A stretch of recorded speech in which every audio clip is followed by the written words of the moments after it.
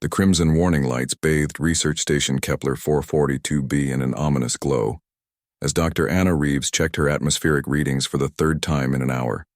Something was wrong with the air recyclers in Sector 7, and as the station's chief xenobiologist, she was the only one qualified to investigate potential contamination. "Riza, I'm getting some strange energy signatures near the hydroponics lab," she called into her comm unit, her voice echoing through the empty corridors. "The readings are organic somehow." Her colleague Dr. Riza Khan's voice crackled back through the static. "Organic? That's impossible, Anna. We're 47 light years from the nearest inhabited system. The only organic matter on this station is us and the food synthesis cultures." Anna rounded the corner into Sector 7, her scanner beeping frantically. The energy readings were off the charts now, pulsing with a rhythm that seemed almost alive. She pushed through the blast doors into the hydroponics lab, expecting to find a malfunction in the growth chambers. Instead, she found a miracle. Nestled between the tomato plants and artificial sun lamps was a creature no larger than her forearm, covered in scales that shifted between deep emerald and gold in the artificial light. It had tiny wings folded against its serpentine body, and when it sensed her presence, it opened eyes that burned like twin stars. "Riza," Anna whispered, her scientific training warring with pure wonder, "you need to get down here now." The creature, there was no other word for it but dragon, chirped softly and stretched its neck toward her. Against every protocol she'd ever learned, Anna extended her hand. The dragon's scales were warm to the touch, and she could feel a faint vibration like a purr. "What the hell is that?" Riza's voice made both Anna and the dragon jump. He stood in the doorway, his dark eyes wide with disbelief. "I have absolutely no idea," Anna said, carefully scooping the dragon into her hands. "But look at this." She held up her scanner. "It's not just alive. It's somehow converting the ambient radiation in the room into usable energy. The air recyclers aren't malfunctioning. They're being supercharged."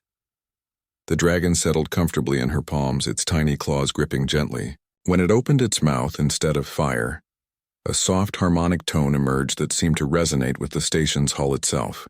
"That's not possible," Riza muttered, but his scientific skepticism was already giving way to fascination. "Dragons are mythology. Earth mythology. Tell that to our new friend here." Anna carefully moved to the lab bench, the dragon riding contentedly in her hands. "Run a full-spectrum analysis on the energy patterns.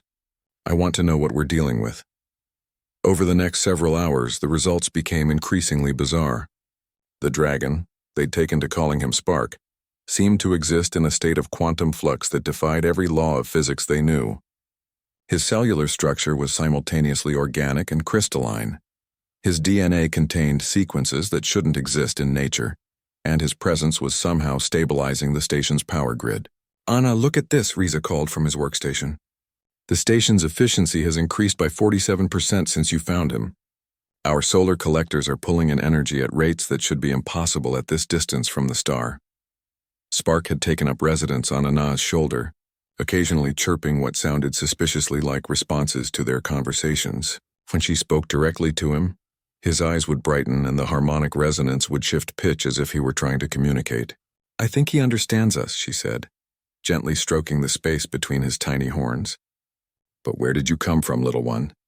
The answer came in the form of dreams. That night, as Anna slept in her quarters with Spark curled on her pillow, she found herself standing in a vast crystalline chamber filled with beings of pure energy. They spoke without words, their thoughts flowing directly into her mind. "The child Spark seeks the nurturing flame," they said. "Your species burns bright with the fire that creates. We entrust our youngest to your care, that both may grow in symbiosis." "But why?" Anna's dream self asked. "Why humans?"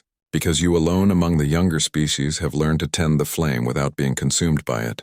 Your kind takes the impossible and makes it mundane. This is the gift curse that will save both our peoples." When Anna woke, Spark was sitting on her chest, his star-like eyes fixed on hers. She understood then that this wasn't just first contact, it was adoption. "Riza," she called over the comm, "I need you to run a simulation. Model our power systems with Spark's energy patterns integrated permanently." "Permanently? Anna, we don't even know what he is." "He's family," she said simply, and Spark chirped what sounded remarkably like agreement. "And I think he's just the first of many. The simulation results were staggering. With dragon-human symbiosis, their species could terraform planets in decades instead of centuries, travel between stars without generation ships, and solve the energy crisis that had plagued humanity for generations. As Anna watched Spark play with holographic projections, his tiny claws manipulating energy fields that should have been impossible to touch, she realized the truth that would reshape human civilization. Sometimes the most extraordinary discoveries came not from seeking the unknown, but from simply being worthy of trust when the unknown came seeking them. Humanity's greatest strength wasn't their technology or their ambition. It was their capacity to love the impossible until it became family.